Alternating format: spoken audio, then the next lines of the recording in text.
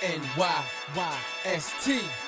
This is New York, Yankee sports talk. Swinging for the fences, knock it out the park. This is New York, Yankee sports talk. Christian and Chris, of course SGR. This is New York, Yankee sports talk. Homie, New York, Yankee sports talk. Record, rain or shine, grab your shades and umbrellas. NYYST, you're hanging with the fellas. Welcome back. This is episode 438 of the NYYST podcast. We're live on NYY Underground. I'm your host, Christian. Always joined by my co-host, Chris. You. And SGR. Okay. It's Thursday night, 8:05. About an hour or so ago, Aaron Judge unanimously won the 2024 AL MVP. Earlier in the week, Luis Gil was named the American League Rookie of the Year in a very tight race with Colton Cowser of the Baltimore Orioles. So, you know, the Yankees are taking home some postseason hardware. Again, not the postseason hardware that we had all hoped that this team was going to take home this year. But, you know, the Yankees did have a very successful 2024 in a lot of ways. Just didn't end the way that we wanted it to. And now we sit back and we wait for Juan Soto's decision after he met with the Yankees on Monday. A lot of details coming out about that, including Hal Steinbrenner putting those big Steinbrenner balls right on the negotiating table. Oh, yeah. But we got a lot to get into here. Before we get into all of that, if you're in the chat tonight live here on NYY Underground, please like this video, subscribe to NYYU. If you're listening Friday morning on your favorite podcast platform, please leave us a 5-star rating and review, and tell everybody we are still the official Yankee podcast of Odyssey. Whether or not Juan Soto will be part of our coverage of the Yankees in 2025 remains to be seen. But you do follow us on social media on at NYYST_podcast. On the show teaser, I did allude to an announcement on the future of the NYYST podcast. And I want to turn it over to my co-host, Chris, here, as he has something that he wants to tell everybody. Yeah, I'm going to make it short and sweet. This will be my last episode on the NYYST podcast.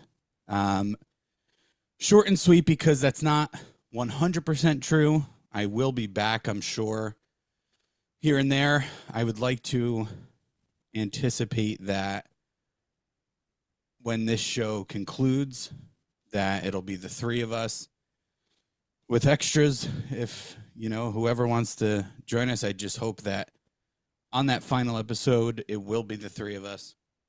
So this isn't the last time I'll be on the show. This isn't necessarily my goodbye, but this, for all intents and purposes, will be my last show. It's kind of been a long time coming for me, not in a sense of like I didn't love doing this anymore, but I felt myself getting to that point, and I don't like to do anything that I can't put my whole heart into. And I got a lot going on. And for you guys, Christian running the show, I always said when I am not able to give it 100% anymore, that I'm going to be honest to you guys, to the people who have listened to us all these years, and, you know, just to the show itself. It's just time for me. Like I said, I'll be back, you know, I'm sure, for a few episodes throughout the season where we see fit. But this will be it for me. And just my brief, short thank you, because like I said, I'm going to be doing this again. Thank you to, obviously, my wife, who has put up with this shit for over 7 years. Thank you to you guys, obviously. I mean, SGR for the laughs, for just kind of riding this out, taking on different roles. For Christian, you know, running this fucking show, kind of bringing it to life 7 years ago. To Pete, Jira, the whole NYY Underground crew. To Odyssey, to all of our guests who have been on this show, and especially to every single person who has downloaded the show. I don't care if you've listened to us for 30 seconds and shut the show off because you couldn't stand the sound of my voice. I still thank you. for being with us, even if for a short amount of time. But that's it. Short and sweet. I want to get back to the show. I'm glad you guys are going to continue running with it for now.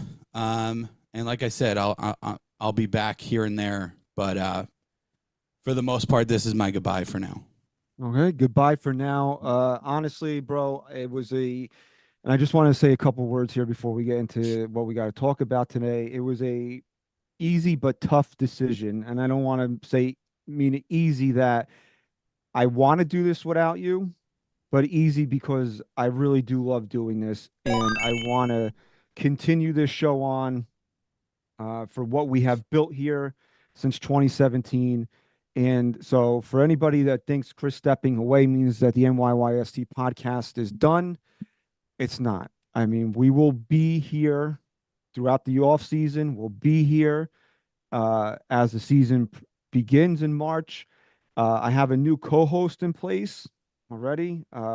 He will be on the show December 5th when we return from our Thanksgiving break. Some of you know who he is already. If you listen to the show over the years, he has co-hosted with me in the past. He's somebody that I'm very close with, obviously. Probably the only person I'm closer with than than the people that are on the show right now. It's the only way that the show could have probably continued. So I do hope that everybody is still here on December 5th when we're back and gives the new format of the show a try. We're going to still be out here giving you guys the very best of ourselves. And if you love the NYYST podcast through the years, not much is going to change. Just maybe the voice on the other end here arguing back and forth with me. But bro, this was your idea. You're the one that brought this whole thing to life. It was actually a troll job by you. Yeah, it was. That started this whole thing. And then we had the wonderful idea to start this podcast. And we've done a lot of things since 2017 that we didn't think were going to be possible. And we are so proud of what this show has become. And out of respect to what we've built, my goal is to make sure this show sees 500 episodes. So that's part of the reason also why I want to keep it going. I've had too much fun doing this to say goodbye right now. So just want to say thank you to everybody that supported the original trio, the OGs of the NYYST podcast, and just hope that you're there to support the next chapter of this show. Like Chris said, it's not goodbye, but so long for now. Chris will be back, and he's always welcome. This is his show just as much as it is anybody else's, so he's always welcome back whenever he wants to be here. And that's already been discussed with the new co-host, and everybody's on board. So if anybody else has anything else they want to add, we can jump. Sorry, SGR, you go. No, let me just jump in really quick here. And, I won't talk too much, but this is something that, Chris, I mean, you're my bro. Literally, you're my brother. And, you went on to bigger and more important things in your life. And this has been something for me that I always loved the most because I got to do it with you. And it was a time that we got to talk about the Yankees and spend together, albeit through a computer screen. But I'm definitely, this isn't goodbye. It's you'll be back on here for sure. But I mean, this has been such an ideal way of getting to spend time with you as my brother, and your insight to the game, not just with the Yankees, but with the game of baseball, has been so important to the show, and it's going to be a major piece to the puzzle that is going to be a little absent, I guess. But I love you. You got to do what's best for you, and this is something that is, you have a lot on your plate, brother, and whatever you feel is best for yourself to continue on this life, then that's obviously what's best for you. And just know that this is so awesome to get to do this with both of you. And Christian, the bond that we've created through my brother has been unbelievable. I consider you one of my closest friends in my life right now. So I do as well, my friend. and that's awesome. So Chris, wish you all the best with your next, with what we're doing next year. And I'm always here for you. And I know nothing like crazy going on, but you just have a lot on your plate. And Yeah. I just, I just thank you for giving me this opportunity to do this alongside of you and alongside Christian and be a part of this team, because it's really been amazing. Yeah. And I'll just say too, like, obviously getting to come on here once a week, twice a week, sometimes 3 times a week, man, it's been awesome. And one last thing I'll say is 2017, for anyone who doesn't know the story, I've said it multiple times, but 2017, I'm laying in bed. It was like a Sunday morning, and I don't even know when it was, actually. It was the morning. And I'm like, are we confirming morning? We're confirming morning. And I create this stupid logo and when I say morning, I mean like 2 in the morning. I'm probably drunk. And I create this stupid logo and this stupid Twitter handle, NYY Sports Talk. And I'm like, I just need a place. I'm having kids now. Like, I have kids in my life. I'm married. I can't keep going crazy in my own house. I need an outlet. I create this page. And I had every intent of like telling Christian, because Christian has always been great at this stuff. He used to blog for like a lot of WWE stuff. And we always talked, like when we became friends back then, we always talked about doing a podcast one day. That wasn't even on my mind just yet, but it was part of the plan. And within a week of creating this stupid Twitter page, Fox Sports News reaches out to me, asks me if I can have a representative on the show. A representative. I remember. I'm some fucking idiot who has a screaming kid shitting his pants in the other room, not knowing how to be a dad. I have Fox Sports News reaching out to me if I can send a representative to do at the time, Indians Yankees pre-game show, Right, with their biggest anchor in Ohio on Fox Sports News. We were huge in Akron and went Huge. So at this point, I'm like, I haven't even told Christian about this. So it's a Saturday. I'm in the car business at the time, so I'm about to run into work. I have like 3 customers coming in. And I run out to my car. I call Christian. I said, look, dude, just don't talk. Listen to me for 1 second. You're going to be on Fox Sports Radio on the pregame show of the Yankees Indians coming up. I need you to do this. I created a Twitter page. We're probably going to do a podcast. This is what I need you to do, and this is going to kick us off.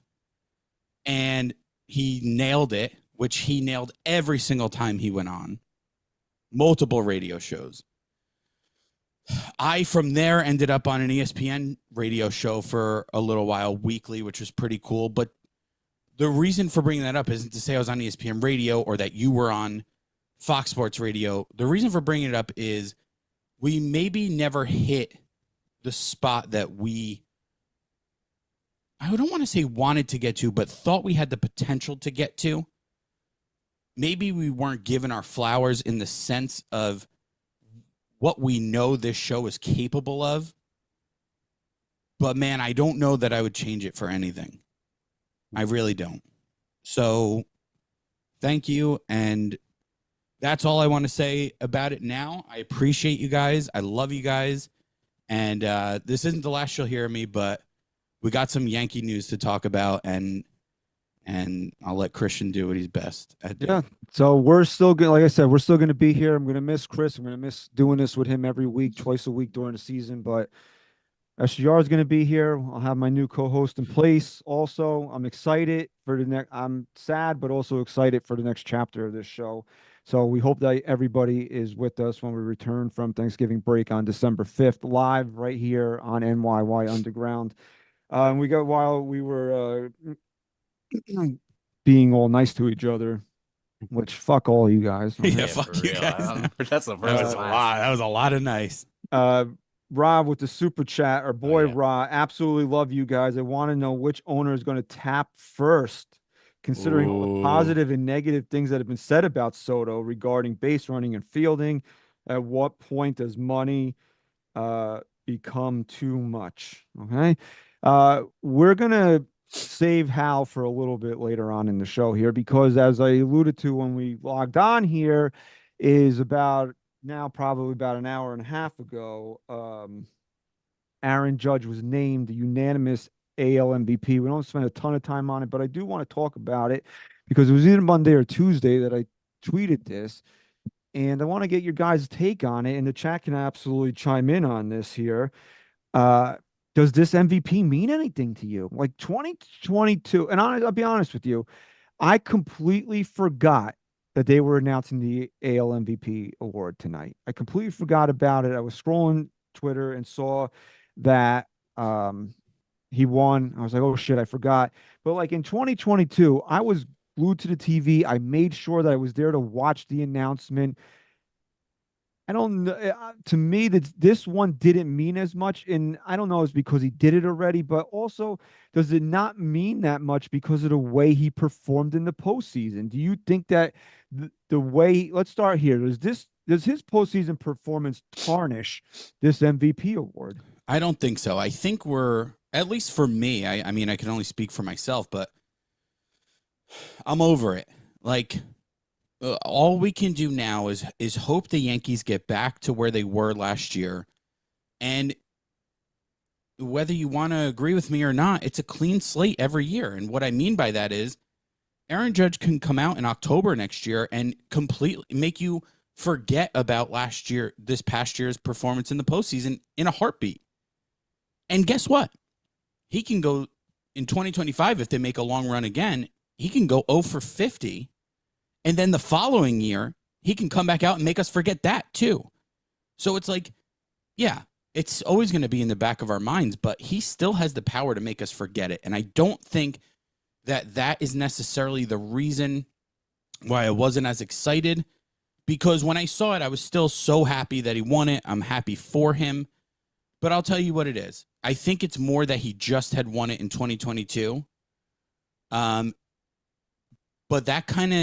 there's kind of layers to that too, because I'm going to feel the same way if the Yankees make the World Series next year, right? This is kind of showing me how I'm going to feel, because how long had it been since a Yankee won an MVP before Judge in 2022? For him, it was what, A-Rod in like A-Rod 07? Was what, 07, right? Yeah, I think. Something like that. Did A-Rod have 2 with the Yankees? Did he He win in then? 05? I think he did. Yeah, I want to say he did win 2 with the Yankees. He won in 05 and 07. And he also won in 2003. That was for what, Texas? Yeah. So, you know, we've had almost as long of a time without an MVP. Mm-hmm. And then we get the MVP, and now he gets an MVP again. And it's like, at that time when he won it, that was the biggest thing we could really hang our hat on. And Cole winning Cy Young. But guess what? This team just won a pennant now. MVP doesn't mean as much to me anymore, not just because he just won it, but because we got a taste of something way bigger. And now what I'm telling you is, in 2025, if this team goes out there and wins another pennant, I'm not going to be as excited about it as I am them completing the job and winning it all.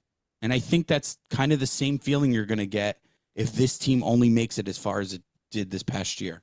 Yeah, I think the taste of something way bigger kind of really does tarnish the award, because you have that recency bias, and it just takes away the good feeling of a player that's on the team you root for winning a major award like that, because the last impression of the season wasn't his great regular season. It was them losing the World Series in the fashion that they lost it, where if you compare it to last year, which is always what I always said, was something that was actually a benefit to Garrett Cole, was he had such an unbelievable regular season, and there was no postseason for him to tarnish. Right. It wasn't even available for that. So Right. that lasting impression on Cole last year was, man, that's the best season we've seen since 78.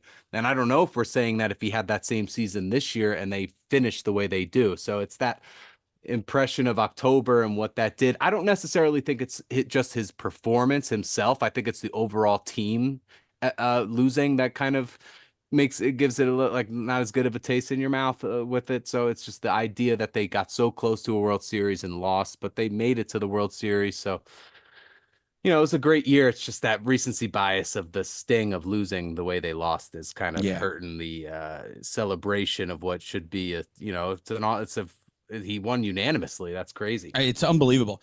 Did you guys know that before tonight that he's only now the second Yankee to win unanimously an MVP? I didn't know that. I didn't know that. No, but it doesn't surprise me. He's only the 17th player in American League history since the award in 1931, I believe. He's only the second American League player in history to win multiple MVP awards. Wow. And that was the other unanimous was Mickey Mantle in 1956. Yeah, that's one of the greatest seasons ever. Ever. Look, I'll say this, man. Yeah, you always have to preface this now by saying, "Oh, I understand he has to be better in the postseason." Nobody's giving Aaron Judge a pass for anything that happened in October. I think the worst of it, of course, is him dropping that fly ball. But whatever. Yeah. Okay. That we just witnessed probably the greatest season we'll ever see out of a right-handed hitter. Out of a pure hitter, out of a untarnished hitter. And I think sometimes we have to remove ourselves from the disappointment of how he played in October and remove ourselves from the disappointment of the Yankees falling short in the World Series. And maybe that won't happen this offseason. Maybe that won't happen until Aaron Judge retires. But historically, we should appreciate what this guy did on a baseball field this year. And he absolutely 100% deserves this MVP award. Anybody that wants to say otherwise, you're just being foolish and you're just using that bias of how he performed in the postseason against him, which is, you're right. I mean, nobody's happy with how this guy performed in October, but also I can't tell you that I ever had more fun, even in 2022, watching a guy play baseball every day than I did watching Aaron Judge play baseball this year throughout the course of the regular season. And it's going to be hard in our lifetime to ever witness that level of greatness again. So, once we have to remove ourselves from this, maybe next off season, 10 years, 20 years from now. But, it doesn't take anything away from what really is. We have a guy on this team that is realistically, I don't know, still will not get over 2017, is a 3-time MVP. Yeah, come on. Like anyone who can't admit that is just you're just delusional. I mean, I think Jose Altuve even admits it behind closed doors. I just don't think that, postseason performance aside, I don't think we should let that cloud what this guy has done for this baseball team. Honestly, look, like I said, and it's truly as simple as this. Like, there's really no complicated way. Like, there's no way to make this complicated. Okay, Aaron Judge can literally give you 3 more postseasons in a row where he barely hits the ball, and it still only takes 1 postseason run to make you forget it all. 1. So we can't keep dragging this out, right? Aaron Judge is our leader, like it or not. You bet you should like it. He's unbelievable. And yes, to this point, he has been wildly disappointing in the postseason. But it's a clean slate now, guys. There's nothing we can do about it. We can't control it. We just got to hope and pray that come October 2025, he shows up as the guy we all know and love. And guess what? He was kind of turning into that guy again in the World Series until he drops that ball. Yeah, because he hit that. That was the first inning dinger, right, in that game? That was such a big home run. Huge, like, dude. You needed, if the Yankees season was going to have any hope, they needed to come out early. And they were up 3. And he did 5. it. They were 5-0. Oh, my God. I don't want to think about it. All right, come on. Let's get over it. Look, the 5th inning is going to live on in infamy forever, especially as long as the Yankees are on this World Series drought, and it is what it is. So if you're not happy for Aaron Judge, look, man, that's your right. I'm not going to sit here and argue with you. If you're not happy for him, that's crazy. If you're not as excited as you were, I get it. Neither am I. But I'm not as excited as I was a couple of years ago. No, I'm not either. But I don't. You would have to just say this, man. This guy was fucking unbelievable this year. Oh, I mean, people don't truly understand what we witness. You just and don't. that's what I said, dude. And that's why the postseason and the way the World Series ended has tarnished what he should really be celebrated for right now. And he's until he does what he needs to do, it's always going to be but. And it's unfortunate, man. It really is, because we could live to be another 100 years, and we might not ever see a hitter the caliber of Aaron Judge. I don't expect to. Yeah, but he doesn't hit in the postseason, and that's, you know what? It's fair. It is fair. But it's fair. at the same time, this level of greatness doesn't grow on trees, man. There's not another one of him in Major League Baseball right now. I think in certain ways you have to. I can't ever say this word. Compartmentalize yes. your thanks. You have to compartmentalize your fandom. Yeah. And it's not just being a Yankee fan sometimes. Sometimes you have to take the cap off and be a baseball fan and say, yeah, as a Yankee fan, it sucks, man. This guy needs to perform in October. But as a Yankee fan also, but more as a baseball fan, you have to appreciate what you're witnessing, because I'll give a couple more of this episode just for you guys. But at the end of the day, it's baseball's more than just championships. And for us, yeah, we're always going to be disappointed until you win one. But when you look back at and this sounds kind of stupid, but it's really not, because people who truly love baseball understand what I'm saying. When you're older and you look back on your life experiences as a baseball fan, those are staples in your life. Those are core memories, showing up to the baseball field for the first time with your dad or your grandfather. Those are things you don't forget, and it becomes more than just a game. So as fans in each season, when they don't win a World Series, it's a failure. It's a disappointment. But if you can't enjoy the ride along the way, then you probably should find another sport, because this sport's 162 games long. And if you're a true fan, you got to learn how to appreciate that ride, man. And what Aaron Judge has given us has just been something that I don't know we will ever witness for the rest of our lives. So Aaron Judge declined to speak to the media after being named the AL MVP, and Chris Kirshner is crying in his cereal about it. Oh my God! So can we?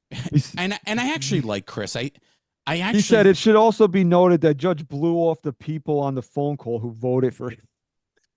If you're voting for him because you expect something in return, go find another job. I actually like Chris. I think out of all the reporters, he's actually been one of the tougher ones on Boone and the organization. He is a little. But why do you think he declined to speak because he's trying not to make this a bigger thing than what everyone really cares about? Two reasons. One, you won the MVP, but you sucked in the postseason. He doesn't want to talk about that right now. Yep. Or not that he doesn't want to talk about it, but he just won the MVP award. Like, maybe he doesn't want people throwing that in his face. Okay, that's probably number one. And number two, what's the next question that's going to come? What do you think about Juan Soto? And maybe he wants to respect Juan Soto's free agency right now, especially that they were probably, I didn't see it, but if they kept the format of the last couple of years, all three of the finalists are on the Zoom together, right? Yeah, they were. So maybe he just wants to not answer questions about Juan Soto either and respect his process here. Yeah, I think if he's going to give one excuse, it should be, I'm grateful I won the MVP. Anything to help my team win, but ultimately, I don't have much to celebrate right now. Like, yeah, it's great, but I have a lot of work to do before I'm truly celebrating. Just like Big G said when he won ALCS MVP.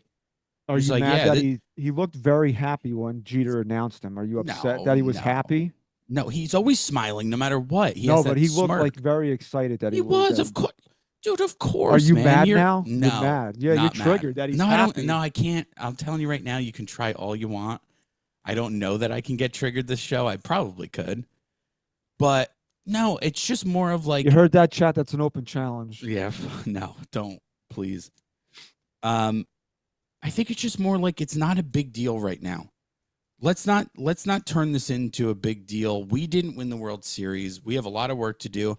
And also the things that you said. I think it all kind of comes together.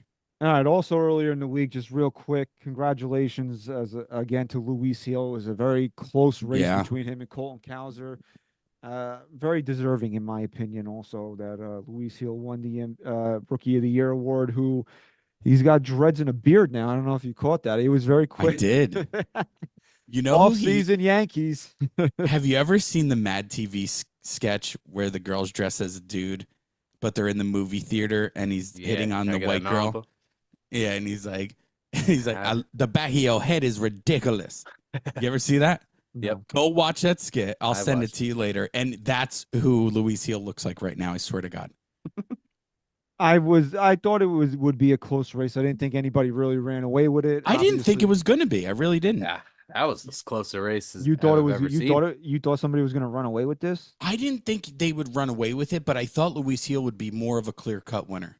I didn't think Austin Wells really stood a chance, to be honest with you. I don't No. think he really did enough throughout the course of the year to win it. Obviously, we talked about this numerous times. I mean, when Garrett Cole goes down and you don't miss him because of Luis Hill, I mean, that's pretty outstanding what he did.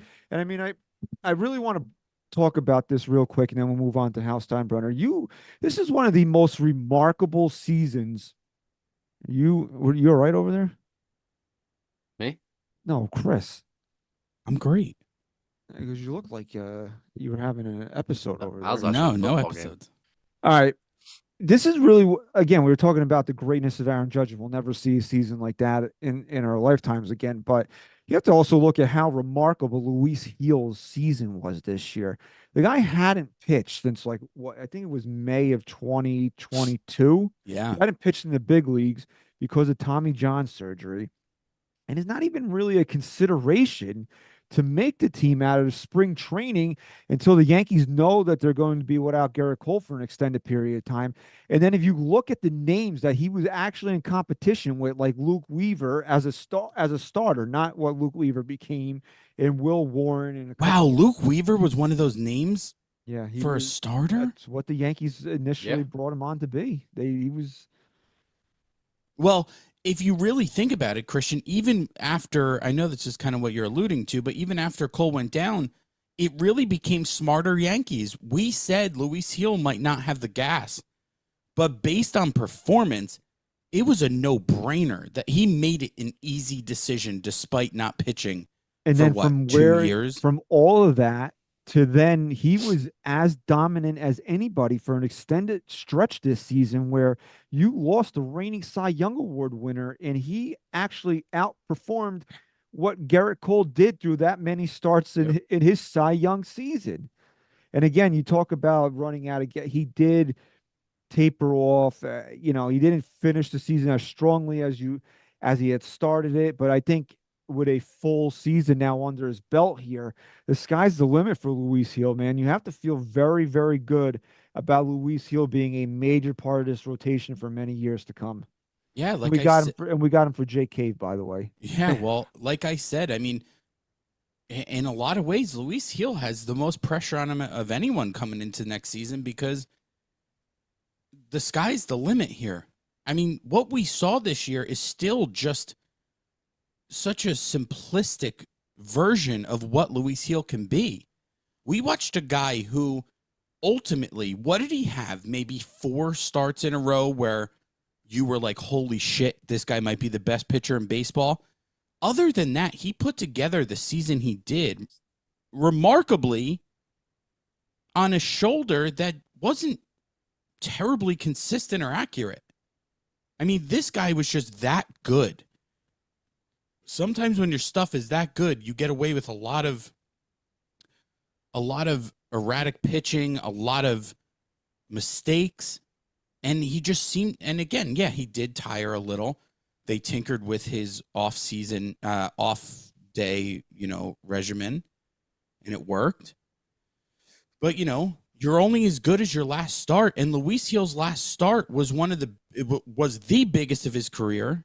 And he gave the Yankees exactly what they needed. And from here, this kid can only get better. And this was a point I thought of, where we've always been, and rightfully so, very hard on the Yankees for their player development. And for years now, the player development has been so disappointing. But now all of a sudden we're talking about Aaron Judge, who should be 3-time MVP, who was part of the Yankee system. We're talking about Luis Gil, who just won Rookie of the Year, who has the potential to be the best pitcher in baseball one day. We're talking about Austin Wells, who finished 3rd in Rookie of the Year voting. And now there's still some other guys down in the minor leagues that we're still waiting to kind of see. And then you have your guys like Luke Weaver, who were garbage, and then they come here and, Matt Blake tweaks a couple things, and now they're looking good. So as much as we ripped the Yankees over these years for player development, I think they do deserve a little bit of credit here, because MVP, Rookie of the Year, Austin Wells is 3rd in Rookie of the Year. That's a pretty big moment for the Yankees. Big moment getting, young talent up for these major awards. That's a good sign of the future. And then there's some good points being made in the chat too. Chris, you're kind of alluding to that this next step for Gil is going to be important because, like Hirsch is saying in the chat, Scott Wright, Medina, there's no more with Gil skipping starts. We need a more consistent Gil turn. Scott Wright, Gil should be able to reach 170 innings next year, and Medina, Gil should be good to go regularly. So there is going to be he should definitely have a full workload next year. Yeah, there's a new expectation now for this guy. He's not just the filler for Garrett Cole anymore. He's a major staple in this rotation. He's cemented in as a part of this rotation right now. So now it's taking that next step for himself to continue on to that. And I'll just say this. It's well beyond that for me.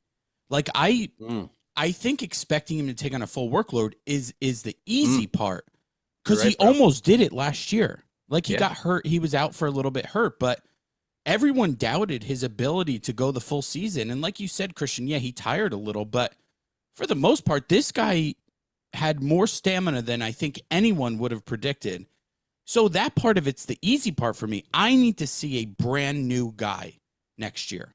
I need to see a guy who just won Rookie of the Year and who's out there and is confident that he can throw strikes, get ahead of batters, and stop the messing around of walking so many guys. Once Luis Gil does that, and this is a bold statement, but I think once Luis Gil puts everything together, you will be talking about him as the best pitcher in the American League. It's possible. He definitely has the stuff to do it. But as you alluded to there, because we're running a little bit long here, as we tend to do. Okay. To move off topics here, you brought up the Yankee player development, which was actually a point of contention in Juan Soto's meeting with the New York Yankees. And before we get into that, the owner, the managing general partners, I've been reminded so many times that he's not the sole owner. Please, who's calling the shots here? We know who. Okay. Hal Steinbrenner met with reporters on Wednesday here, and he really put his entire legacy as the owner of the New York Yankees on the line here with the things that he said to the media here. And the initial Hal, yes, I do have it tarnishes is what I said here is the it's a lot here that we're in a better starting position than we were a year ago. There's no doubt about that. Look, year after year after year after year, payrolls similar to this year and the luxury taxes they produce are not sustainable. That's the case for the vast majority of owners, maybe all of them, year after year after year. It doesn't mean in any given year I can't do what I want to do. I mean, we've got the ability to sign any player that we want to sign. So we'll be in the mix. I'll leave it at that. That was really good. That might be one of your best ones. That's my favorite, I think. So when the quote first gets posted on X there, okay, it's X now. It's not Twitter anymore. Okay. Okay. Although I'll say tweeted it 100 fucking times from Okay. now until eternity. You're like you're reading the top of it, and you know they just met with Juan Soto, and he's talking about luxury tax, and you're like, Jesus, bro, this is not what anybody wants to hear right now. And then at the bottom, doesn't mean in any given year I can't do what I want to do. I mean, we've got the ability to sign any player we want to sign. Plop, plop. And Well- if you're a Yankee fan and you still need a Blue Chew or any of those types of drugs after hearing that, you really do need to consult a physician because you had to get excited by hearing those words. We need George. He's got to be more like George. That's from the George playbook. Doesn't mean I can't do whatever I want. And in that moment, he put his entire legacy and those big Steinbrenner bulls right on the table there now. Yeah, well, there's also a problem with it though. Okay, here we go. And like we can sit here and talk about how fucking excited we got over it. Right? And I agree with you. It was great to hear. But he also kind of backed himself into a corner, man. Good. He really did. Good. Yeah, no, good. But not good if he doesn't follow through with it because guess what?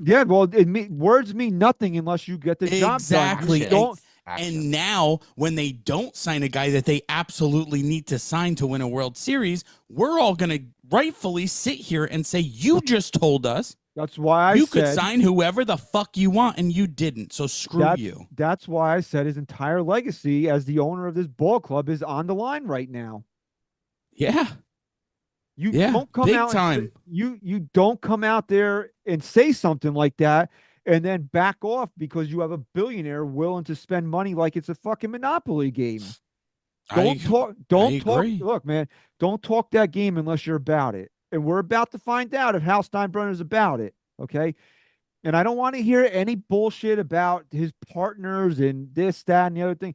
Somebody on social media said he's not even the real owner. He's the managing general partner, and then listed the people directly under him. His sisters and Randy Levine. You think oh yeah, we're not going to go along with what Hal wants to do. Give me a break. And you don't think these other partners in the Yankee ownership group, you didn't think they liked hearing the turnstiles go ching, ching, ching, ching throughout the World Series here? You don't like when the Juan Soto jerseys were being ripped off the shelves at Yankee Stadium? You don't think that they like that? Come on now. Let's be realistic about things. We all know Hal loves money. We all know how much money Juan Soto brought the New York Yankees this year. So if you're worried about I'm not worried about his partners, because guess what? He didn't give a fuck about his partners when he was in Italy taking a phone call from Aaron Judge when Aaron Judge said, I need you to make me want to come back here. And Hal said, Yep. Here we go. This is what I'm willing to do. Yep. He didn't give a fuck about his partners then, did he? No, nor should he.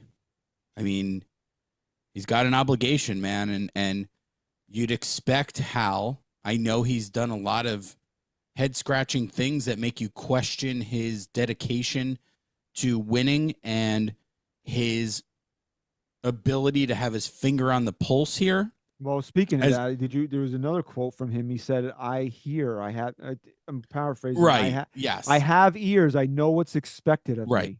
So we might question those things once in a while, but ultimately he has an obligation, man. And one thing Hal has proven is that when there's an objective need, when there's an objective move that needs to be made, he doesn't let anyone, including Brian Cashman, get in the way of it. Because Aaron Judge would be in San Francisco right now if it was up to Brian Cashman. And I'll tell you right now, because a lot of people are saying, Soto could have rubbed the Yankees the wrong way. If I'm telling you with 100% certainty, if Brian Cashman was involved in the Juan Soto sweepstakes, the Yankees wouldn't even be mentioned as a team that was even competing for him anymore. Because Brian Cashman is all about either you want to play for us or you can go screw. And sometimes that works, but not right now. And Hal Steinbrenner knows that. And that's why he did not let anyone else touch this than himself.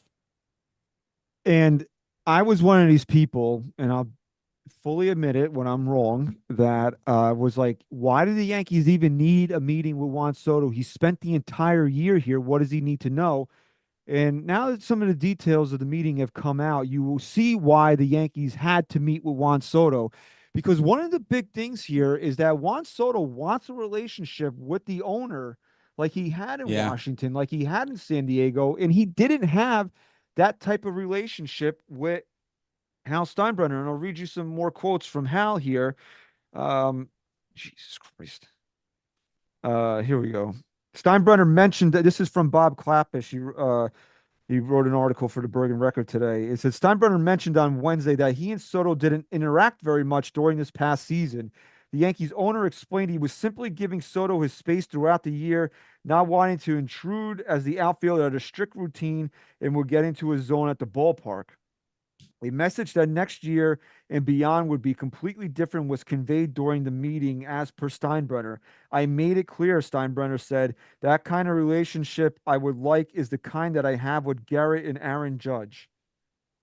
So I just want to say two quick things. The first thing is we got caught up in my news that I mentioned in the beginning of the show, but I did actually want to say this earlier on. Last show I mentioned that if Juan Soto wasn't announced as a Yankee after the meeting on Monday, then that he wouldn't be. And I wanted to just backtrack because I was under the impression that every team was giving offers at that point. I thought he was meeting with the Yankees last because he would have offers on the table and he was letting the Yankees make that final offer. I guess that was a little naive of me. I should have known. Yeah, and I'll admit that I was in the same boat with you, but mainly because I thought that these other teams had to sell Soto on them, and the Yankees didn't have to do that. But apparently, Juan Soto needed some reassurances from the Yankees to really have a one-on-one with Hal Steinbrenner to make this a serious consideration for him. Because, yeah, as much as he loved it here, like you even heard Hal say it himself, he had no relationship with Juan Soto last year. And if you're going to devote the rest of your career to one organization, wouldn't you want to get to know the owner? I'll be honest with you, and this is my second point. My second thing I wanted to say was, I think that was kind of I'm sure there was some strategy behind it, but I feel like that was a little bit of a mistake from Hal. I feel like if you're going to have Juan Soto here for a year, you're not just selling him on what he's doing on the field and the environment and everything. I feel like you should have been selling him on you being pampered and showing him how important he's going to be to this organization. I was a little shocked to hear that. And I think that Hal and again, I'm sure there's reasons behind it that make sense. But for me, I was a little shocked to see that.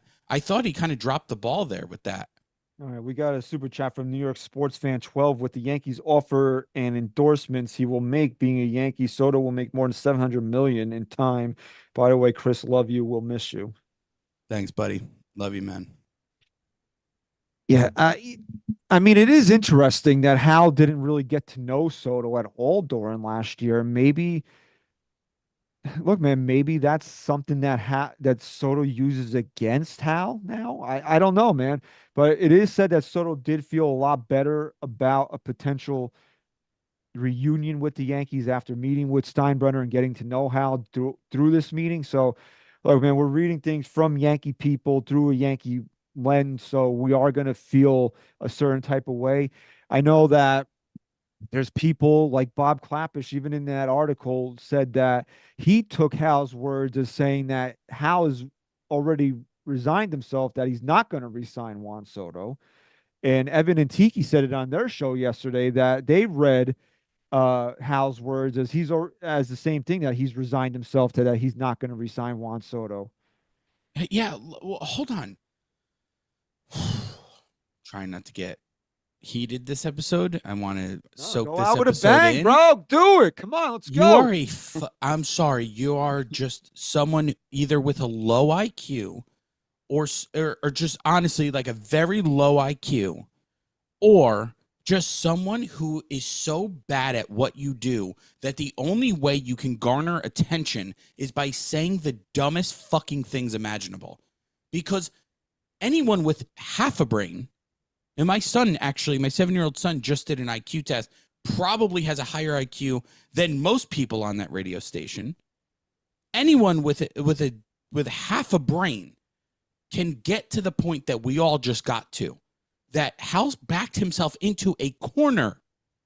You don't say those things with the expectation of not signing him. Now you don't sign him, and you look like the biggest fraud in the hit. I'm telling you right now. He's going to have to sell a team. I'm telling you right now. I'd have to imagine the majority of us. I know there's the minority of fans who have already been indoctrinated by Michael K's bullshit and all of the YPM that it's actually smarter not to sign Juan Soto because they can do more.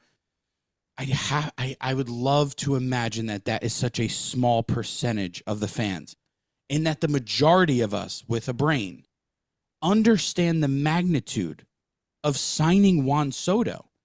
So if Hal Steinbrenner says that and then doesn't sign him, I don't know if that's forgivable. I don't know that he could ever step foot on the field again until, of course, they win a World Series somehow. But he can't even show his face at the stadium if that happens without being absolutely downpoured with booze. He'll have to move. He can't live in America anymore. He'll He have would to go. need to go into witness protection, I think. Look, that's the truth of it. No, am I wrong? No, bro, you don't. This is the way I read this, right? That Hal Steinbrenner is telling you that he's ready to go toe to toe with Steve Cohen for Juan Soto. That's how I read it. And again, I'm a Yankee fan that wants Juan Soto back, so maybe that's how I want to read it. But again, like you're saying, bro, you don't say this with no intention of re-signing the player. No, because you've heard the quote stops after the luxury tax bullshit, and everybody's like, "Yeah, he's gone." But then you go out there and say, "I can do whatever I want." I mean, you don't say that if you're not ready to go fight a billionaire for Juan Soto. We've heard the Yankees prep us. They lay the foundation, right? When they're not willing to do whatever it takes, they lay the foundation for you. He would have said something like, we're going to do everything we can to re-sign him, but there's also a line in the sand here that things don't become realistic or something like that. I think there is a point where things don't become realistic, though. That's fine. But what I'm saying is, if he wasn't willing to truly go to battle here, and I'm talking, it has to be an obnoxious amount. Obnoxious to where. What's the number? What's the number? 680. That's a number where if he's not a Yankee, you are okay with it. There is 680 to 700. I'm saying okay. Because you can still get creative with anywhere in the high 600s. You can still get creative. We've seen other teams get creative with contracts. So, I don't know. It's got to be an obnoxious amount. Well, I where do have a feeling can forgive him. Steve Cohen is going to get obnoxious here. That's the only thing that worries me, is that I don't think he's going to get obnoxious here. The only thing that I put in the back of my head where the Yankees could do this is that David Stearns wants to build a real ball club and wants to do what some Yankee fans want, and take that $600 million and turn it into 4 players. Whereas I think I would honestly say the overwhelming majority of Yankee fans want Juan Soto back and are not in that 4-for-1 ballpark. But I think that David Stearns might be a guy that wants to go 4-for-1 here. And if he can get in Steve Cohen's ear where it's like, okay, this is the number where we stop chasing him. I think it's 642-14. That's my prediction. I think the Yankees would be willing comfortably to go to around the 625-ish. And I think that Cohen will put them up to around the 640 mark. And then it gets to a point where you lock Juan Soto in the room, say, here's your offer. I'm beating the Mets. It's only good if you don't walk out of here. The second you walk out of here, you can go and don't come back. And then he signs. And that's part of what that meeting was for. Part of what that meeting was for more for Juan Soto to air out his concerns and for the Yankees to reassure him, make him feel nice and warm and comfortable. And then for the Yankees to actually have a little more leverage here when it comes to, I'll match or beat the offer, but that's it now, man. You can't keep playing us back and forth. So do you want to hear a quote from John Heyman? Yeah. He says, he being Soto, he says, while he enjoyed the bleacher creature roll call, some think he prefers things somewhat quieter. Who? Soto? Yeah. That was a joke. Was he saying it Seriously, that was a sarcastically? no. That was him being 100%. Yeah, he really. Let me tell you something. When he hit that ball over the wall to send the Yankees to the World Series, he really struck me as a guy who likes a quiet setting. He was basically doing the Hulk Hogan ear cup every time they chanted "re-sign Soto." But yeah, he wants someplace quieter. We all know that he's on Boras's payroll here. That's why he never mentions the Yankees as one of the favorites. It's either the Mets or the Red or the Blue Jays, who just happen to have the two richest owners in baseball. Right. The Scotto says, Chris, the night you told us of you and Jack at the World Series and how he was crushed told me so much of who you are. Will badly miss you. Don't let him fool you with stories about his kid if that he's actually a really good person. Okay? Thanks, Scotto. You're the man. I appreciate it. Yeah. So there's a I mean, I don't understand some of what I've seen coming out regarding Juan Soto. That there were two videos I seen made by content creators on Twitter or on TikTok today that said that Soto doesn't like how the Yankees are run as a business and he wants to go to a looser environment. Yeah, I saw that too. But here's something I want to say. We have to understand who we're dealing with. Scott Boras might change his approach in a sense of having his bigger guys sign earlier, because I think even he admitted, like, what happened last year wasn't the way to go. However, that does not mean that Scott Boras is going to veer away from the tactics that have made him who he is today. And part of that is having a friggin' stranglehold on the media. If Scott Boras wants a story to be thrown out there, he could have 5 different reporters reporting 5 different things, and we all don't know what's true, and they're all coming from Scott Boras. He's so good at that. But he's so good at having guys in his back pocket. That looser environment, I mean... What does that mean, first of all? Aaron Boone runs a daycare. A daycare. And again, whenever you see people reporting things that just can't be quantified, that's how I know it's bullshit. Like certain things, like what is that? Go into detail. What's a looser environment to Juan Soto? Do you know that? Has he ever had like a caveman beard in his career? I mean, is that something that not that I ever recall seeing him with? Juan Soto cares about 2 things: being taken care of financially, which I don't blame him for, and winning. I personally think that Juan Soto cares more about an environment that is structured around winning, no matter what the cost. Do you take any credence in the fact that he doesn't want to play second fiddle to Aaron Judge for the rest of his career? Literally, absolute. Juan Soto is a smart person, and he is going to go down as one of the best hitters we've ever seen play the game. He is a generational talent. He knows how good he is, which sometimes is annoying. I mean, it's not a coincidence he had his best season ever hitting in front of him. And that's it. And that's all. That was my point, is that when you take into consideration everything this guy stands for, and we were able to see that in 1 year, hitting in a lineup in front of Aaron Judge is the best possible position you can put yourself in. And that has a very heavy weight, I'm sure, on this decision.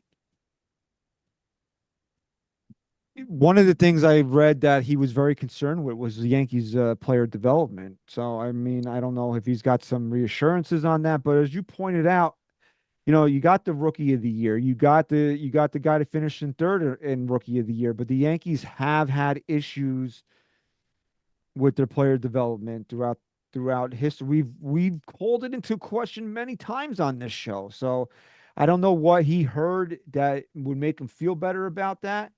But I think Hal kind of cleared that up, and you can take it with a grain of salt of how Hal cleared it up. But he kind of said Soto had those concerns with every team he met with. It wasn't that he was questioning the development of the players. It's that he didn't spend a lot of time in the player development area. Like, he's only been here 1 year. Why would he really? Why would he? I don't know. I think also maybe it's reassurance of, like, is there a crop coming up here to kind of.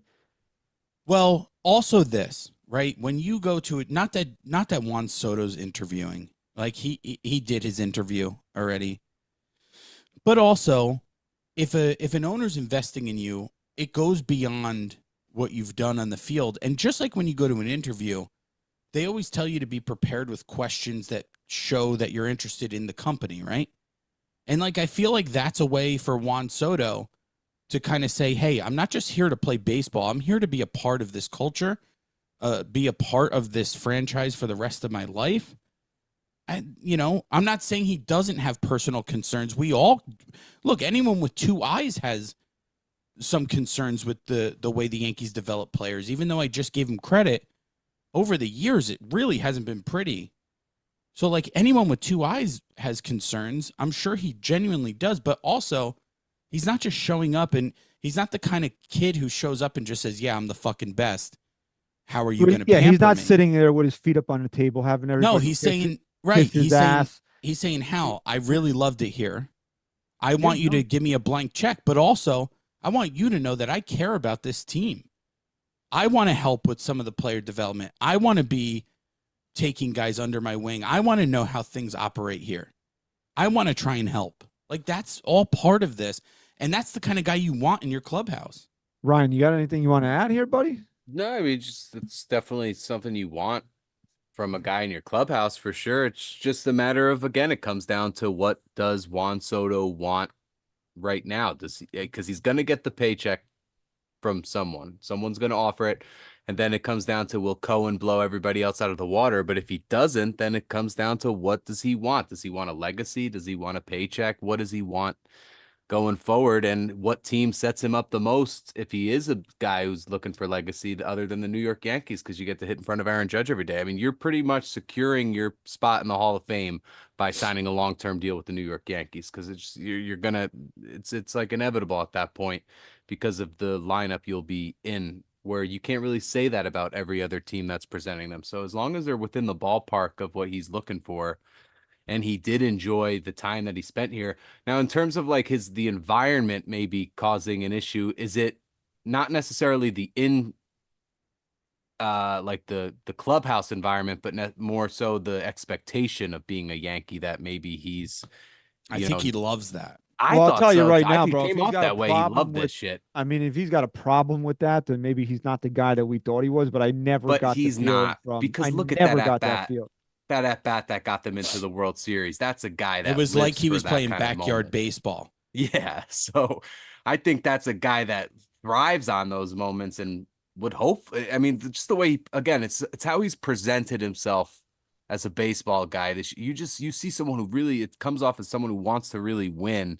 And not only that, but excels in those moments. So what better team to continue that with than the Yankees, a team that you've already created this, like, look at he feels like he's been here forever. He was here for a year. And just real quick on, like, putting myself in Hal's shoes, it really is, it's just as simple as this, right? The window's closing on Judge, and look, this is being as great as Juan Soto is. This decision is being built around Judge and Cole right now. I'm not saying in the future it is, because Soto's going to outlast them. But my point is, the goal for the last however many years has been, we got to win a World Series before Judge and Cole are out of their primes. These guys, more than almost any other New York athletes, deserve a ring here. And if you're asking yourself, what are the moves I can make to get me more assurance that I'm going to be able to accomplish that? The first move on that list, and it's not even close, the number 2 isn't even close, is signing Juan Soto. And then after that, you can get creative. But to me, you are putting yourself in the best position imaginable by far, signing Juan Soto and giving your organization the best chance to win a World Series while Cole and Judge are still in their primes and can still do it for you. Well, one of the things I want to move on to here now is some of the other stuff that was said in the meeting here. And Soto needed assurances from Hal that if you sign me, that's not it. Like, we still need to improve this ball club. Hal Soto apparently told Hal what he thought the ball club needed improvements on. Which First baseman. well, we didn't. I'm sure that did come up, but nothing specific was mentioned. And Hal did give Soto, and he actually said to the media that other improvements beyond Soto would be made. Now, I want to bring this back to Aaron Judge's free agency, where Hal said the same exact thing to Aaron Judge. And fans said that they did nothing. Well, he didn't do nothing after he re-signed Aaron Judge, because they then turned around and gave Carlos Rodon $162 million. That's not doing nothing. Now, it's always about whether the Yankees have done enough. That's what it's always about. It's not that they didn't do anything after Aaron. People tend to forget what happened after Aaron Judge got re-signed, because they had this grand expectation that Hal Steinbrenner was just going to buy everybody in sight. Well, he didn't do that, but it's not like they sat there and did nothing, said, okay, Aaron, we tricked you. Ha ha. Now, they turned around and they gave a guy a 7-year deal that they thought was going to be the co-ace in their pitching staff. That's not doing nothing. And then, whether the right move or the wrong move, they gave Anthony Rizzo a 2-year deal. And right move or wrong move on Rodon, at the time, you can't argue that wasn't the move to make. We were all screaming it. So anybody that says, oh, he's just saying that, but he's not, he's already shown you that he's giving the player that he's word that he's going to do something. He's going to do something. Whether or not you feel it's enough is a different story. Now, let's say, for argument's sake here, Juan Soto does come back. What's the move? Is it obvious? I think we all think it's got to be a first baseman. I can't see the Yankees living in a world where they just gave Juan Soto $600+ million that they're now going to go around and turn around and hand another guy a 9-figure contract. That's why Christian Walker is so appealing, because it probably can get done at 2 or 3 years for $70 to $80 million, somewhere in that price range. Now, I know a lot of people, he was hurt last year, but older. He's what, 36? Yeah, no, I think he's about 33. Oh. So, maybe we might fall into that Rizzo territory there, where we're getting him in on the back end here. Maybe I was thinking his age after a few years of a contract. But it's not going to, first of all, I don't want Pete Alonso on this team with or without Juan Soto, especially Pete Alonso is not a consolation prize for losing Juan Soto. No. I don't even really think I want Pete Alonso here if Juan Soto resigns. Obviously, he's always been one of my most hated players. Obviously, I'd be way more open to it if Juan Soto was here. But again, that's a guy that's going to command $100 to $200 million. I can't see the Yankees doing that, or even say maybe we'll go Ben Rice at first base and we'll invest at third. Alex Bregman's talking about $300 million, and again, he's another guy on the wrong side of 30 now. $300 million. Yeah, apparently he wants the extension. Dr. Evil, the fuck is he? I like Alex Bregman as a base. I can't stand. I hate his guts, but as a pure talent baseball He player, wants the he's extension that incredible. Machado got, which I think was 300 million. I think, what was it, $300 million. What was that extension? 11 for 350? Maybe. Yeah, I think you're right in the ballpark. That's apparently what he's telling people. Yeah, that's And we were apparent- great. right, and on, he- right on the nose there. 11,350 And pounds. And didn't that- he just come off an awful season? Down for him, yeah, for sure. I Down. think it was more than down, dude. I think it was pretty bad. Ryan, can you look that up, please? I just want to see what Bregman did last year. I think it was pretty Yeah, bad, let's get dude. up those stats of Alex Bregman from last year. He didn't have a terrible year, but he, last year he had a 260 batting average of 315 on base percentage. Oh, we got a new Oh, subscriber. shit. Hell yeah, as compared to his career lifetime of 366 on base, so a lot lower. Give me the OPS. OPS was 768 compared to his no. career of 848. Nope, I don't like So that a lot at lower. all. Slug was 453 compared to the career 483 from Alex Bregman. So yeah, a little bit of a down year there for Breggs. What was his batting average the year before? The year prior to last, so you're saying in 2023. What's his career?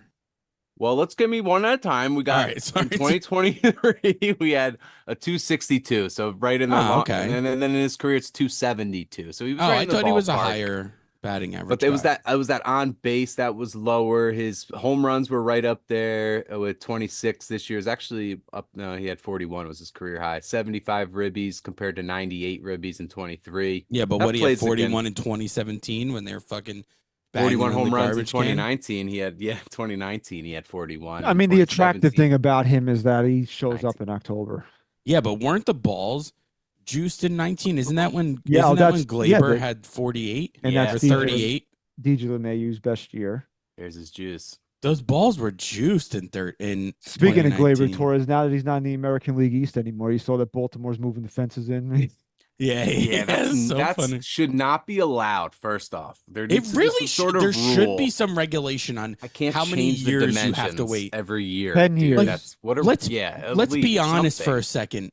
Let's be honest. It's not just Glaber why they moved him back. They moved those fences back because this team was a joke offensively, and they were getting beat by left field. They weren't taking advantage of it, and now they're like, this ruined our stadium. And they've ruined the stadium. Not only the field, like the it just didn't feel the same anymore when they. It did ruined all the that aesthetic shit. of Cannon Yeah, it totally Fields. did. That's the word I was looking for. Thanks, bro. All right, so I don't think that the Yankees are handing out another big contract. Do you see them? First base has to be a priority with or without Juan Soto. I mean, it has to be. Yeah, So I don't know. Carlos Santana is a name I keep hearing. It'd be a 1-year deal. You know, he's I don't 38 mind that. He's 38 now. No, man, no, he's too old. I just don't want to be. In I the like a switch hitter though. I don't want to be in this situation again next year, looking for a first baseman. You know, that's my. I whole- saw a comment in a tweet that he was a name. I think you were talking to a guy, Christian. I love, as much as I hate the guy, is Josh Naylor. I think is a good fit. Yeah, I Oh, keep. I know, but he's a good fit, dude. You know what? I'll make the case for Josh Naylor right now. Okay. He's a gamer. Gamer. He's a gamer. Fine. He has to Yeah. lose. He has to lose 50 pounds. And shave And- his head. And Christian Walker, he's projected like 20 plus, so that could be a little unattainable if they're not looking to spend much elsewhere. And look, here's the thing, right? We'll break this down real quick, okay? This is a 4-year window to win right now. So I mean, maybe you If just that. if you want to get bananas and offer and completely front load this contract. Now, who knows if wants to agree to it and give him an opt out after 4 years, let him hit the free agent market at 30 again. And then if you lose him, I don't really care at that point, because if you haven't won in those 4 years, then it's over, because Stan will be gone by then, Cole will be gone by then, and Aaron Judge will be out of his prime by then. So, I mean, if you can't accomplish that in that 4-year window, then it's over anyway, right? Yeah. And also, people are like, "Oh, we'll never sign a free agent again." Bro, calm down, calm down, because, like I said, you have a 4-year window here, and then Cole's money's gone, Stanton's money's gone, DJ LeMayu's money is gone. So all these things are opening up right now, and the Yankees will have flexibility here to improve the ball club also in these next 3 to 4 years, because as I keep pointing out to people, whether or not the Yankees like Jason Dominguez or not, it's a smart play to at least have him compete for the left field job next year because you're not paying him anything. Your starting shortstop's not going to make any money. Your starting catcher's not going to make any money. It's a 30-year lineup is going to be making fucking peanuts next year. Yeah. You're going to, and Jazz Chisholm's going to be making a relatively small amount of money. Did you mention the closer? I didn't hear you. The closer's going to be, look, I know a lot of people have their hopes set on Tanner Scott. I just don't think the Yankees are going to spend a ton of money in the bullpen. I don't really think they have to. I think they need to bring in some quality arms. Yes, they but need they like, don't have to break the bank on the bullpen right now. like 3 or 4 of them, I would say. I need like 3 or 4 quality arms in here. Fine, but if you're making a list here of top priorities, it's Juan Soto, then first base or third base entirely. It's not even close. So again, and I know Corbin Burns, everybody wants him. I want him too, but there's no way I see the Yankees spending that. If Juan Soto's on board, I don't see them spending money in the rotation. They already have 6 starters here. One of them they can't find a spot for. You want to save some money here, and I know this is not a hot take by any stretch of the imagination. Find somebody that will take Marcus Stroman, and even if you can save $5 or $6 million on the deal, you do it. And you know what? For absolutely, because I didn't realize this. I knew he had an option for 26. It vests if he hits 140 innings this year. You don't want to be playing that game late in the season, skipping him because you don't want him on the team next year. Yeah, and again, a lot of these guys didn't even contribute. 0 pitches in the postseason. Yeah, and it's not like it was a short run here. We won a pennant. We were in the World Series. The Yankees, the Yankees. I hate saying this, bro, because every time they get creative, it scares the. This is what you pay Brian Cashman for. Get creative. Yeah. Find pockets on this roster where you can save money. Yeah. Marcus Stroman, I don't need to pay you $18 million. I'll pay you 12 to go away. Yeah. Yeah, go bye-bye. I already listed. You can have you can have 4 players if you really wanted to. You can have 4 players on your opening day starting lineup making under $1 million. Now, all right, let me guess. Maybe Volpe and Wells will get a bump over $1 million, but we'll keep it there. All right, but Volpe, Durbin, Wells, Durbin would play second base. Durbin, and then Dominguez. And then and then the guys you'd be paying is whoever's at first base, Judge, Soto, and Stan. Right. And Jazz would be making $7 or $8 million on arbitration. And Weaver's barely making anything. Weird. As your closer. I mean, if we can sit there and figure this out, I mean, I'm sure the Yankees can sit there and figure this out. That's why I don't understand the argument that fans are worried that we'll be hamstrung and won't be able to do things if they re-sign PTSD, man. And you can't blame fans for that. All I'm asking, and I'm sure Juan Soto wanted this reassurance as well, is if you bring back Juan Soto, I need a legitimate major league first baseman. Yeah, yes. For sure.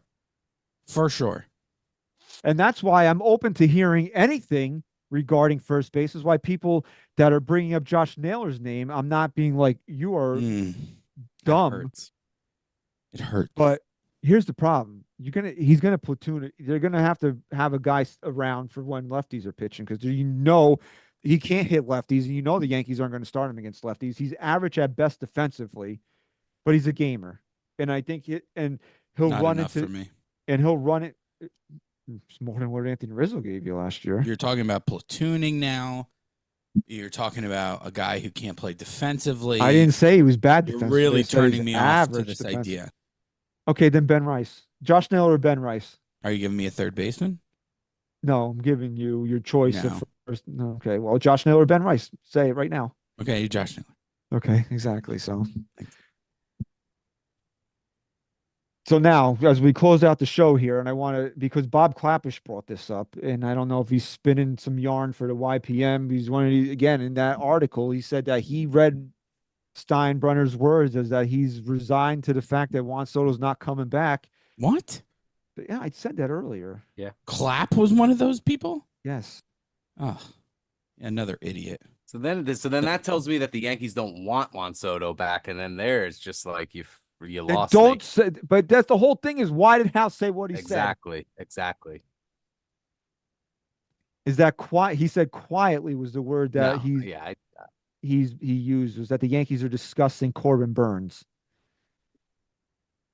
as a fall. Juan Soto goes, Corbin Burns comes in. If you want to show me how big, like, oh man, I'm gonna go out with a real like borderline analogy here. The real borderline analogy. Don't say anything that's going to get us kicked off. All right. Please. I know you're leaving, but the rest of us are still here. So right now, Hal's in his underwear, and we boy. see the outline, and it's pretty big, Oh, Here we man. go. We see the outline. right? Yes. Continue. But if he signs Soto and also gives me Corbin Burns, we're talking about Guinness Book World Record of junk. Yeah, but I think he was saying Corbin Burns, not I Juan understand. Soto. I understand. What I'm telling you is, if he does both, he should be in a different industry. Carlos Delgadillo says, "Get the baby oil." Okay. in the chat. Yes. My whole thing, and I'm not saying that you're totally wrong if you're one of these 4-for-1 people. Well, we can get 4 players, and I get it. And I think the Yankees have enough holes here where in a realistic world you can probably sell me on something like that. But who are the 4 players? Are they as good as Juan Soto? No. You trust the Yankees to land all 4 of these guys. No. And you trust all 4 of them to work. No. Honestly, I think the one that I hear as part of this plan B that I trust and want the most is Corbin Burns. But obviously that does nothing to help the Yankees' deficiencies offensively. Anthony Santander is not sexy to me. I'm sorry. He doesn't do anything for me. When you're saying him in place of Juan Soto, he certainly isn't. I mean, what are we talking about? What are we talking about? We're talking about Anthony Santander. That's what we're talking about. Okay. Okay, switch hitter. Okay. Okay, not bad. But he's no Juan Soto. Okay. Okay. All right. He had a career year last year, right? No, He great really year. did. He was phenomenal. All-star. He's actually, wasn't just last year. He's been an under the radar guy. I mean, he is a very good baseball player. He is a very underrated baseball player. Yeah. He's never had a WAR over 3. Juan Soto was what, 9 last year? Right. I mean, now if you're going to start comparing him to Juan Soto, it's a different Right. league. Incomparable. Career 776 OPS. I mean, this isn't. It's not again, like I'm looking at consolation prize. People are like, oh, we get Santander. It's not these 3. Whatever 3 offensive players you bring in is not going to equal Juan Soto. Right. It doesn't matter. So the question becomes now is, you want to say the Yankees get silly? I don't see the Yankees getting silly with Corbin Burns because I think the Yankees need to invest resources into first base. Yeah.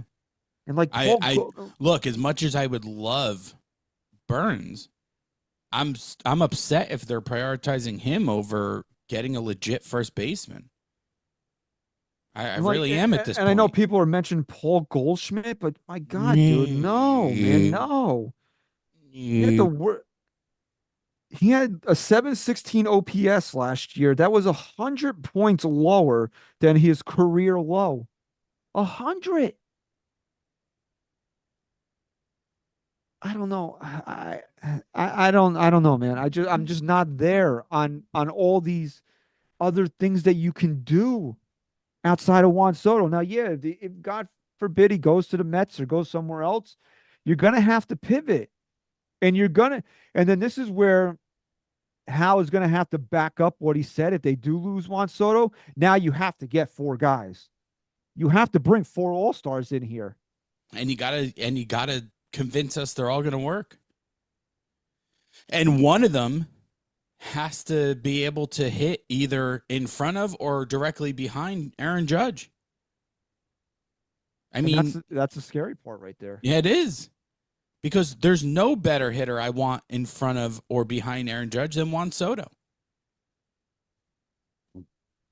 Yeah, so it's going to be interesting to see how this shakes out. Hal Steinbrenner laid it all on the line with those words. I can do whatever I want. Well, what do you want to do, Hal?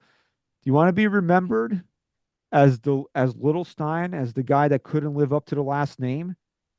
Or do you want to have the legacy that your father had? Yeah.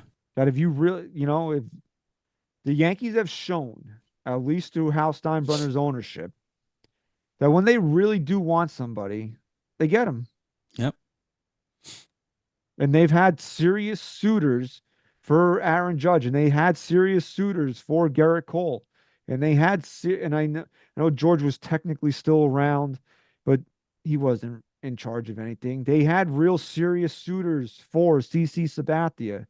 These are all guys this team desperately wanted and needed, and they went out there and got them. Now, they don't go out there and have these crazy off seasons and just buy everybody anymore. But I mean, how bad do you want this guy? Is there a number where you say, I'm out? Yeah, it's. And then at that point, then the only way that you back up what you said, you bring in 4 all-stars. Yeah, and here's one thing I just want to say. Is there a number? Yes. But guess what?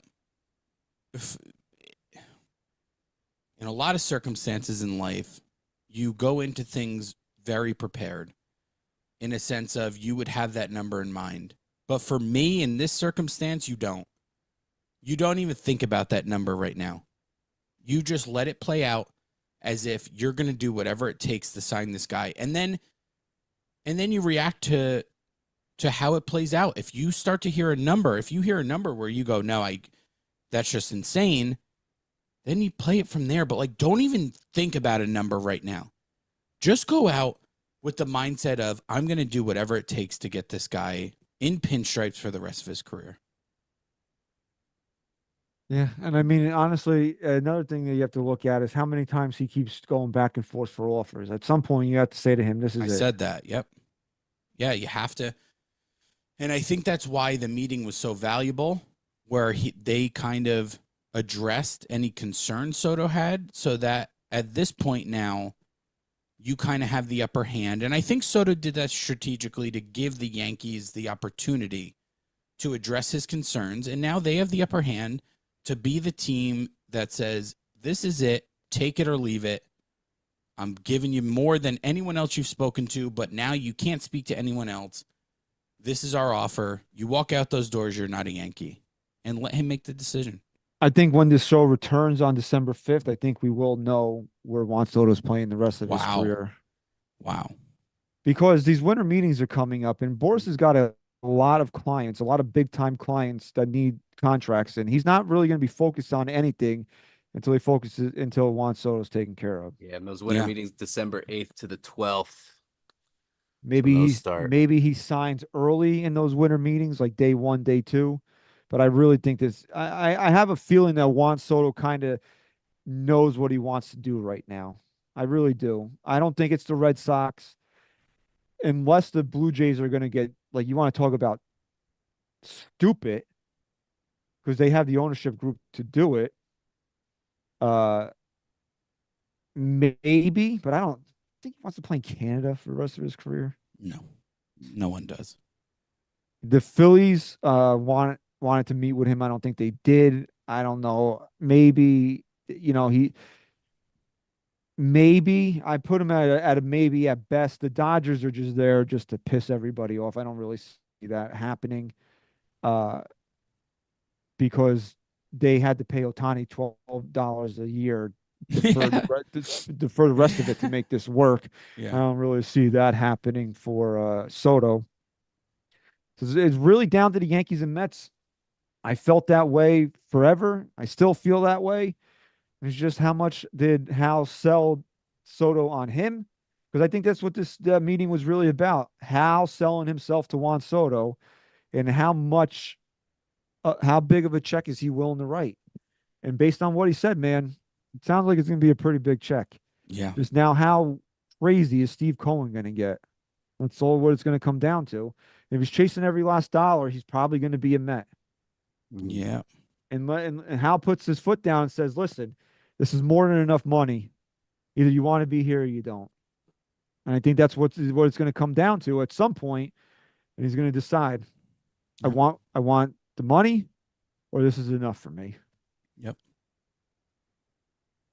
So, like I said, man, I really do believe that we're going to have an answer here when the show returns on December 5th.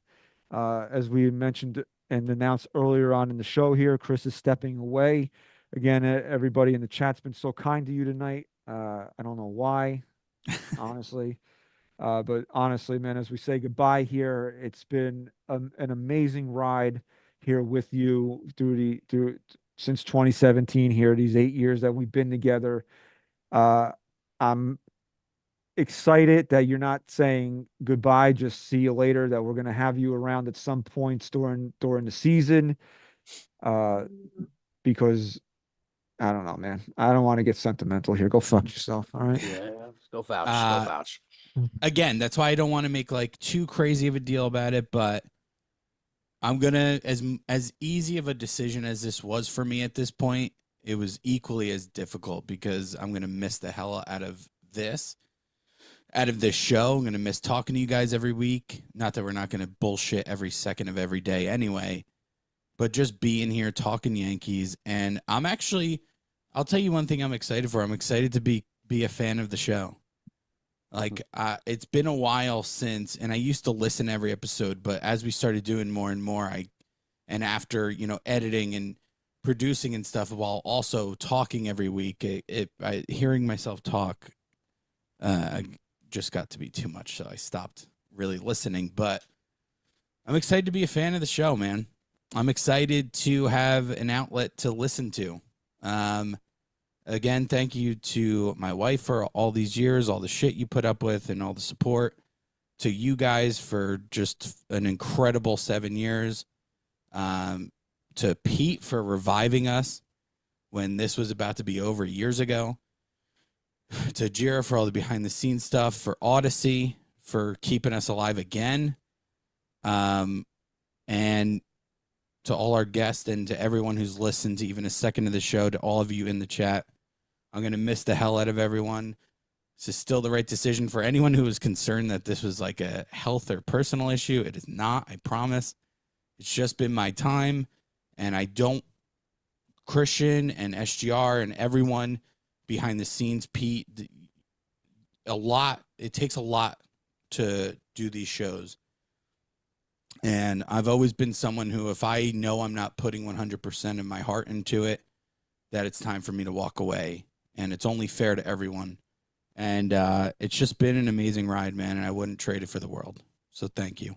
Yes. And like I said, man, we thank you for your contributions to the show. Obviously, we wouldn't be here without you, man. And I don't like being nice to you. It's actually making my heart hurt right now, having to say positive things about you.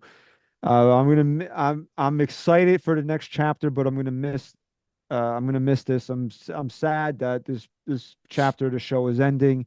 But as we said, bro, we will be back on December 5th, new co-host in tow. I'm excited to see how that plays out. So we want to say everybody that to continue to join the NYYST podcast here live Thursday nights at 8 o'clock on NYY Underground. We'll be off next week for Thanksgiving. So everybody enjoy the holiday with your families. We saying thank you to all the support that we've gotten throughout the years from everybody. We wouldn't still be here. I wouldn't still be continuing this show without the love and support from the fans. So thank you very much. And so basically it from me here. So as always, if you're still in the chat tonight, thank you. Like and subscribe as to NYY Underground. And if you're listening on your favorite podcast platform, please leave us a 5-star rating and review. We are the official Yankee podcast of Odyssey. You are the best fans in the entire world here, and we're excited to bring you the next chapter of the show. Goodbye to Chris for now. We'll see you down the road, buddy. And thank you very much for listening and watching episode 438 SGR. Go Yanks. Chris, say goodbye. Can't make a promise, but I do my best. 25 sitting on 25 racks. Just got started, no, we ain't done yet. Bought a new crib, that's a goddamn flex. Sign that check. Told them last year that I been up next. Can't take calls, but I send that text. From way down